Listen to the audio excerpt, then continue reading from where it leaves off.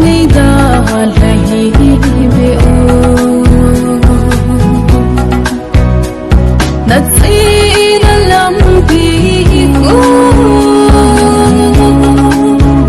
luôn đi năm mai tuổi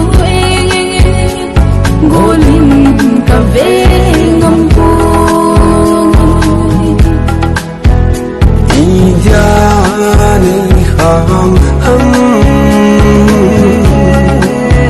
dễ lâu thì có hình bôi nằm biển đã đông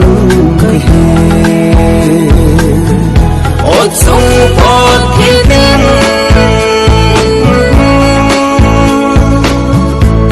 hát xếp lung hay lang kê ni con nằm bi gò gió nít tê nuôi sang kiếp na cùng ngàn thế ô hoa hi ngài kita bên sinh hite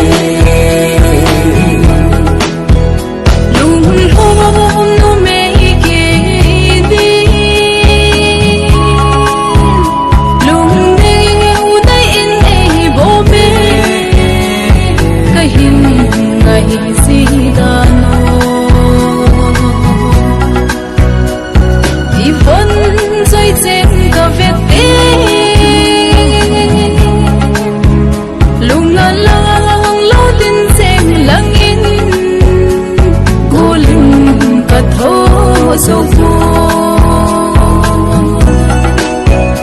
mai lâu gia đình về không